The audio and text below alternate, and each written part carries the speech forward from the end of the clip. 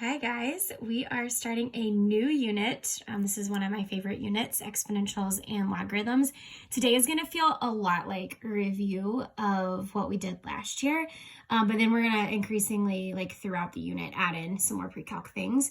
So before I get started, just to make sure that you know where to find all this information, if you go to the Google Doc that was shared with you, the first thing I want you to do, if you haven't already, is I want you to read this article and watch this short video just to kind of walk through how the coronavirus is actually an example of exponential growth and decay.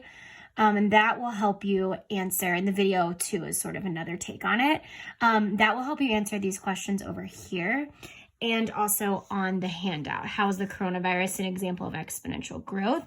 So I'm actually not going to walk through that because I want you guys to watch the video and make your own interpretation, and there will be a chance for you to answer that question on the Google form, and then we can talk about it more tomorrow. So if you are on the Google Doc, we are on this link right here, the link to the notes page, and that is what I'm looking at right now. If you come back to the Google Doc, this is the video you're watching now, and then you can check your answers here when we are done to make sure that you know how to do all of the problems, all right? So let's go ahead and get started. So a little bit of a review from last year. So an exponential function looks like this, y equals b to the x, and I actually always have an a value in the front, a times b to the x. Let's just do a quick review here. So with exponential, remember, it's very similar to linear, except we're multiplying. So our rate of change is being multiplied. So words like doubling, tripling, percent, all of those things that we've talked about a lot. So this base, b is the base, right? That's what this says over here. This is going to be our rate of change, and that is our multiplier. Okay, that's our multiplier, which is sort of like linear, except we're adding that rate every time, right? Okay, now our x value, our input, is going to usually represent the number of times, which a lot of times is like growth and decay over time. So we're talking about minutes, hours, seconds. Okay, and then a here in the front is our initial amount. Okay, all of that should be a review. As we're going through this, we'll continue to review. All right, so this first example, y equals 2 to the x. This is exponential growth. How can I immediately tell this exponential growth? Well, that rate is what's going to tell me whether it's increasing or decreasing. So I'm going to look at the b value. Since b is greater than 0, b is greater than 1, my bad. Since b is greater than 1, let me just rewrite this. This is going to be exponential growth, which means that the function is increasing. So b is greater than 1. So think whole numbers, 1.5, something that's bigger than one whole number. All right, so the fact that this is 2 means that the base is greater than 1. So this is going to be exponential growth. So let's see what this looks like. So I know the initial amount is the number in front of the base. Well, there is no number, so it would just be a 1 times 2 to the x. So my initial amount is going to be at 1. So if a is 1, that is your y-intercept. Could also figure that out by making an xy table. And I have, let's just throw in -1, 0, 1, and that will be good enough. All right, so -1, when x is -1, 2 to the -1 is going to be 1/2. So remember, when I have a negative exponent, I flip that base. So -1 and 1/2, 0 and 1. What's anything to the 0 power? Just 1. And then 2 to the first power is just going to be 2.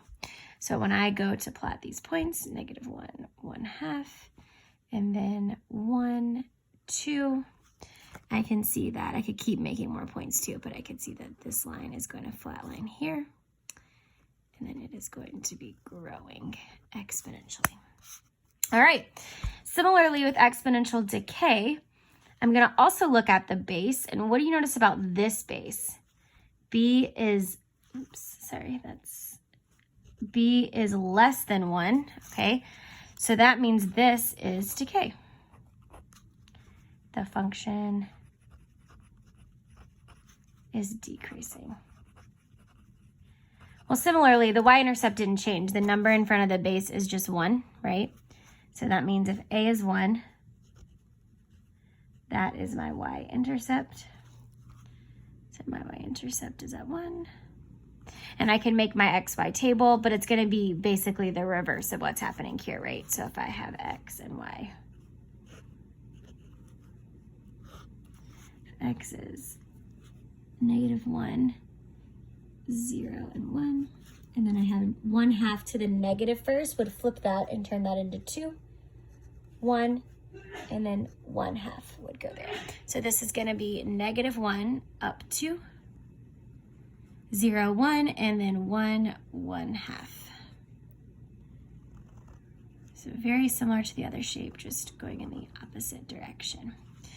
All right, a couple of other features to notice here. So this next question on us says, why is there a horizontal asymptote? So let's come back to that. But there is always a horizontal asymptote. Is it always at 0? No. Because remember, what could cause that horizontal asymptote to move? A shift, right? A shift up or down would move the horizontal asymptote with the rest of the graph. But for these, we're not shifting today. We're just looking at the parent function and making sure we really conceptually understand why. So let's go back and look at why is there a horizontal asymptote. Okay, well, let's look at an example. So thinking about coronavirus, let's say, I'm just gonna start with an easy number here. Let's say that I invest $100. Okay, and I invested it right before the coronavirus outbreak, which was not very smart because the stock market has now taken a major drop. So let's say I invested in, what would be something that is not, like in Disney World, okay, or I don't know, some sort of like hotel, some sort of hospitality industry that currently like is not getting any business, right? So let's say that I invested $100, but it decreases by half. So it cuts in half every day. It's pretty steep. I'm just choosing these numbers because it makes it pretty simple. So let's just start with a little XY table over here.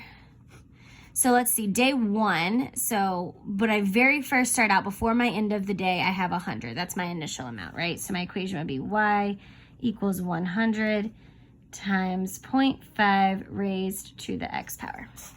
Cool. So now I know at the end of day 0, so when that first day starts, I am decreasing by half. So that's going to become $50. And then day 2 is going to become $25. And then day 3 is going to become, I'm just going to continue this out, $12.50. Day 4 is $6.25. And then day 5 is $3, and I'll just round to 13 cents. And then day 6 is $1, we'll say $1.60, something around there. All right, and then 7, 8, 9, we're going to continue dividing, okay? Then when I hit, let's see, this would be 0.78 cents. And then I have 0.39 cents, 0.20 cents, 0.10 cents, 0.05 cents, 0.025, 0.0125. It's going to keep getting 0.0, 0.0, 0.0, 0.0, 0.0, 0.0, 0.0, right? Really, really small, but it never gets negative. So as this continues to decay, this $100 will get really close to 0. So it approaches that 0. But never gets negative. Like, I'm not going to end up with negative money if I invest it. Like, I'm not going to have to like owe someone anything. I'm just going to lose all my money, right? Eventually, I'm just not going to have any left. So that's why there's always a flat line here. Now we know it can change. It can flip upside down. Lots of things can happen, but these are always going to flatline. Okay. So let's look at one example of growth and then one of decay. And then I'll let you guys try a few on your own. Okay. So I already can look at this and I can identify, okay, this is going to be growth. Why? Because b is greater than 1. Okay. So now when I go to graph this, I'm going to make a little xy table. So x, y. So -2, -1, 0, 1, 2. So -2, so 3 to the -2, what happens when I raise something to a negative power? It flips that fraction, right? So it's actually 1/3 squared, which is going to be 1/9. Same thing with this one. It's going to be 1 over 3. 0 is always the 1. 3 to the 0 power is just 1. 1, 3, and then 3 squared is 9, right? So when I go to graph these, I see that as my x gets bigger, so does my y. That's another signal that this is growth. So I'm just going to quickly graph this. And then 0, 1, 1, 1, 2, 3, 2, 4, 5, 6, 7, 8, 9. All right, so like a couple of things you'll notice is that this is growth. It's also steeper, so it's increasing more rapidly than it was up here, right? So like the tripling is actually increasing much quicker than the doubling is, right? So that's gonna be a trend that you'll notice. Let's just quickly fill in these over here. Domain is gonna be all real numbers. Range is gonna be, it doesn't go below 0 and it doesn't touch 0 because of the asymptote. So that's gonna be y is greater than 0, not equal to, it's just greater than. The y-intercept is at 0, 1. The asymptote is at y equals 0, and there is no vertical asymptote. This can continue increasing forever. It's just going to keep getting higher and higher and higher. Increasing interval is from negative infinity to infinity. Left to right, it's increasing forever. Decreasing left to right, it never comes back down again. It's not a quadratic. It's not a polynomial. So that's none. There is no decreasing. And then end behavior is our as x approaches infinity. F of x approaches what? So as x goes to infinity, y is going up. It's also going to infinity. As x approaches negative infinity, f of x approaches what? As x goes to the left, y is never going to cross 0, so we're just going to put it at 0. All right, let's look at number 2. We're not going to walk through every single step.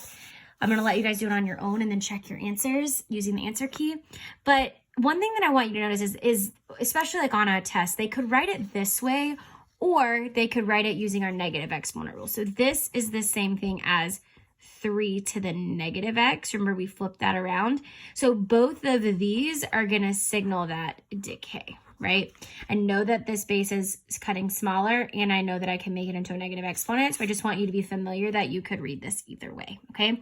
So I want you guys to try 2, 3, and 4 on your own, and then you can check your answers right here.